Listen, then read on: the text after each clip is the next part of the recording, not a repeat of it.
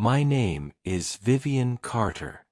I am 67 years old, and the hardest lesson I ever learned was that sometimes the people you sacrifice the most for are the ones who value it the least. For 41 years, I was married to a wonderful man named Harold. We lived in a modest house outside Louisville, Kentucky. It wasn't a perfect home, but it was filled with memories. Every room carried a piece of our life together. Then, 3 years ago, everything changed.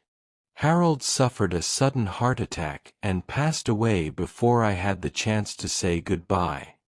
The silence afterward was unbearable. For months, I moved through the house like a stranger. His favorite chair sat empty. His old jacket still hung by the door. Sometimes I caught myself listening for his footsteps before remembering he was gone. My only son, Brandon, lived 2 hours away with his wife, Nicole, and their 2 children. At first, he called often and checked on me. Then one weekend, he came to visit. "Mom," he said gently, "you shouldn't be living alone." I told him I was managing, but he disagreed. A few days later, Nicole called and encouraged me to move in with them. She sounded warm and caring. "We'd love having you here," she said. "Your family." Hearing those words brought comfort during one of the darkest periods of my life. Eventually, they convinced me to sell my home and move in. Selling the house broke my heart. The day I handed over the keys, I sat in my car and cried. It felt like losing Harold all over again. After the sale, I had enough money to live comfortably. Around the same time, Brandon and Nicole wanted to buy a larger house in a better neighborhood. One evening, Brandon carefully asked if I could help with the purchase. I didn't hesitate. He was my son. I contributed a large amount from the sale of my home so they could afford the property they wanted. A month later, we moved into a beautiful new house. At first, everything seemed perfect. I helped cook meals, folded laundry, watched the children, and did everything I could to make life easier. The grandchildren loved spending time with me, and I felt useful again. Whenever I thanked Nicole for welcoming me, she smiled and said, "We're family." I believed her. But slowly, things began to change. The smiles became less genuine. The conversations became shorter. Whenever I entered a room, people suddenly stopped talking. At first, I ignored it. Then the criticism started. If I loaded the dishwasher, it was wrong. If I folded towels, they weren't folded correctly. If I cooked dinner, something always needed improvement. No matter what I did, it never seemed good enough. One afternoon, I was helping my granddaughter with a school project. We were laughing together when Nicole entered the room. She immediately sent the child away. The moment we were alone, her expression changed. "You don't need to involve yourself in everything," she said. The comment hurt. I was only helping. Over the following months, I noticed my grandchildren spending less time with me. There was always another activity or another excuse. What hurt most was Brandon's silence. He saw what was happening, but he never defended me. Then one evening, everything became clear. I was walking down the hallway when I overheard Nicole speaking in the kitchen. "Honestly," she said, "how much longer is your mother going to stay here?" I froze. Brandon answered quietly, "She's my mom." I know, Nicole replied. But this wasn't supposed to be permanent. I returned to my room before they could see me. That night, I barely slept.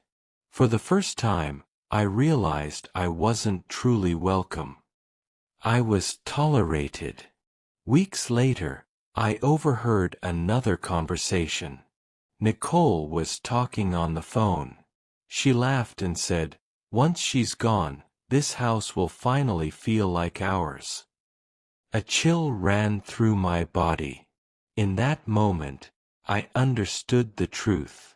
She didn't want me there, and my son was allowing it to happen. A few weeks later, Brandon knocked on my bedroom door. His nervous expression told me something was wrong. "Mom," he said carefully, "we think it might be good for you to move into a senior living community." I stared at him in disbelief. "A retirement home?" "It's only temporary," he replied quickly. But I knew better. For days they continued pressuring me. Eventually, they arranged a visit. When we arrived, an employee greeted us and smiled. "Mrs. Carter, your room is already prepared." My heart stopped. I turned toward Brandon.